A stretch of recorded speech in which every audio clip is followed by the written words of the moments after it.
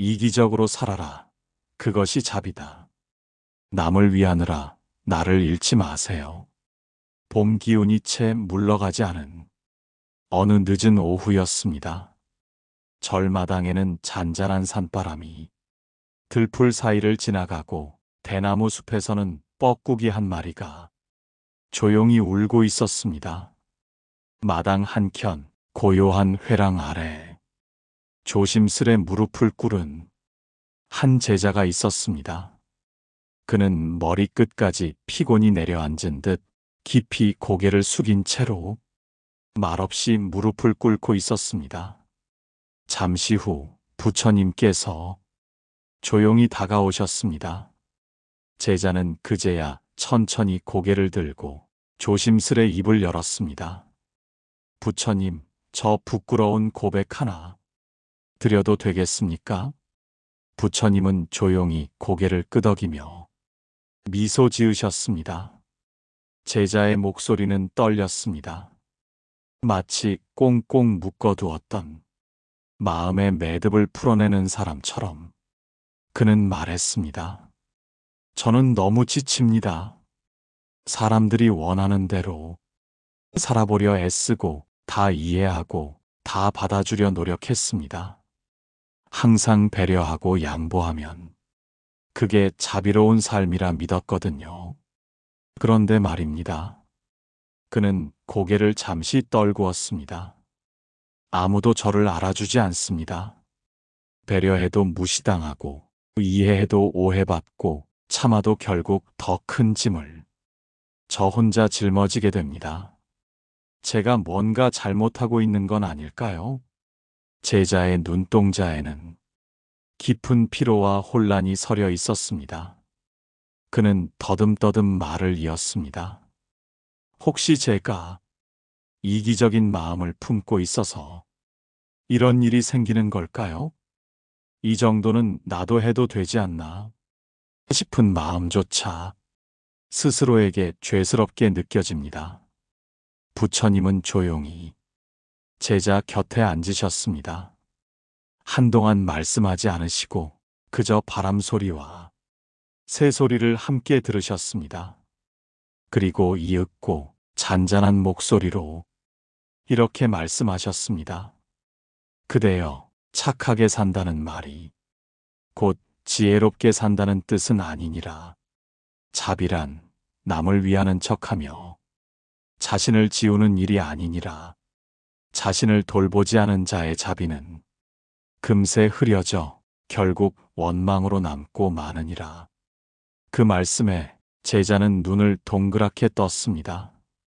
그럼 저처럼 살아온 삶이 자비로운 것이 아니라는 말씀입니까? 부처님은 부드럽게 웃으셨습니다. 그대는 착한 삶을 살아왔지만 그 속에 그대 자신은 없었느니라. 제자는 말없이 고개를 떨구었습니다. 그제야 자신이 얼마나 오래 자기 마음을 외면해 왔는지 깨달아가는 듯 했습니다. 부처님은 천천히 일어나셨습니다. 그리고 말씀하셨습니다. 이곳에 오래 앉아 있으면 마음이 무거워지느니라. 함께 걷자꾸나. 산길을 걷다 보면 자비란 무엇인지 이기적이란 말의 진짜 뜻이 그대 마음에 다시 들릴 것이니라. 그리하여 두 사람은 조용히 일어났습니다. 회랑을 지나 작은 대문을 나서자 산길은 초록빛 안개처럼 부드러운 햇살로 가득했습니다. 이기적이라 여겼던 그 마음이 사실은 진짜 나를 살리는 자비일지도 모른다는 이야기가 이제 시작되려 하고 있었습니다. 두 사람은 천천히 산길을 오르기 시작했습니다. 봄 기운이 제법 짙어진 길목에는 이름 모를 들꽃들이 흐드러지게 피어 있었고 계곡에서 흘러나오는 물소리는 말없이 마음을 씻어주는 듯 했습니다. 부처님은 걷는 내내 말씀이 없으셨습니다. 다만 걸음을 천천히 맞추시며 제자와 나란히 걸었습니다. 제자는 한참을 따라가다 문득 입을 열었습니다. 부처님, 저는 요즘 자비라는 말이 어렵습니다. 부처님은 걸음을 멈추지 않으시고 부드럽게 대답하셨습니다. 그대는 자비를 무엇이라 여겨왔느냐? 제자는 조심스럽게 말했습니다. 누군가를 위해 내 것을 내어주고 내 마음보다 남의 사정을 먼저 헤아리고 그 사람이 편하도록 나를 희생하는 것. 그게 자비 아닙니까? 잠시 침묵이 흘렀습니다. 그리고 부처님은 근처 대나무 숲을 가리키셨습니다. 저 대나무를 보아라. 곧고 바르게 자랐지만 무리 속에서 부딪히지 않으려 서로 간격을 두었느니라. 겉으론 다정해 보여도 자신을 지키는 법을 알고 있음이라. 제자는 그 말씀을 곱씹었습니다. 그렇다면 저처럼 무작정 참는 것은 자비가 아닌 겁니까? 부처님은 이윽고 걸음을 멈추고 작은 연못가에 자리를 잡으셨습니다. 물 위엔 나뭇잎이 한 장 고요히 떠 있었습니다. 진정한 자비란 누군가를 돕는 척하며 스스로를 지우는 것이 아니니라. 자비란 자신의 마음을 먼저 따뜻하게 하여 그 따뜻함이 자연스레 밖으로 번지는 것이니라. 제자는 가슴 깊이 울리는 그 말을 듣고 잠시 숨을 골랐습니다. 그렇다면 자비란 억지로 주는 게 아니라 내가 먼저 충분히 따뜻할 때 나눠지는 거군요. 부처님은 고개를 끄덕이셨습니다. 그렇다. 자비는 억지로 베푸는 것이 아니라 흘러넘침이니라. 스스로가 비어 있다면 무엇을 줄 수 있겠느냐? 그제야 제자의 얼굴에 어렴풋한 이해의 빛이 떠올랐습니다. 부처님, 그러면 저는 지금껏 제 안을 채우기도 전에 남을 돕겠다고 애쓰며 살아온 것 같습니다. 그대의 마음이 선하였으나 지혜가 따르지 못하였느니라. 부처님은 조용히 손가락으로 연못을 가리키셨습니다. 물을 채우지 않고 두레박을 계속 퍼대면 결국 바닥은 마르고 말지 않느냐. 제자는 고개를 깊이 숙였습니다. 그리고 작게 읊조렸습니다. 저는 마른 두레박으로 계속 물을 퍼내려 했던 사람 같습니다. 그 말에 부처님은 미소를 지으시며 말씀하셨습니다. 이제는 그 두레박을 채울 시간이니라. 그대가 자신을 돌보는 삶을 시작할 때 비로소 자비도 진실하게 꽃피게 될 것이니라. 바람이 부드럽게 불어와 연못의 수면을 일렁이게 했습니다. 그 흔들림 속에서 제자의 마음도 조금씩 흔들리다 조용히 가라앉기 시작했습니다. 그날 산길에서 그는 처음으로 자비라는 말의 깊이를 자신 안에서부터 느껴보기 시작했습니다. 해는 서쪽 능선으로 기울고 있었습니다. 숲은 점점 길게 드리워진 그림자로 물들었고 하늘은 분홍빛과 금빛이 섞인 저녁놀로 조용히 타오르고 있었습니다. 부처님과 제자는 천천히 마을로 내려가는 작은 오솔길을 걷고 있었습니다. 길가엔 한창 피어난 봄꽃들이 시들어가고 있었고 땅 위에는 발에 채이는 나뭇잎이 바삭하게 마른 소리를 내며 흩어졌습니다. 그때였습니다. 조용한 산비탈 너머 낡은 평상에 앉아있는 노인이 눈에 들어왔습니다. 굽은 허리, 주름진 손, 그리고 무엇보다도 그 눈빛. 부처님은 잠시 발걸음을 멈추시고 그 노인을 물끄러미 바라보셨습니다. 제자도 부처님을 따라 걸음을 멈췄습니다. 부처님, 저 노인은 누구입니까? 부처님은 조용히 말씀하셨습니다. 저분은 젊은 날부터 늘 남을 먼저 생각하던 분이시다.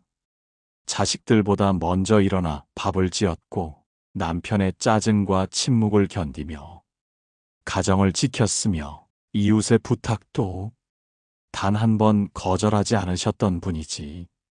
제자는 그 노인의 눈빛을 다시 바라보았습니다.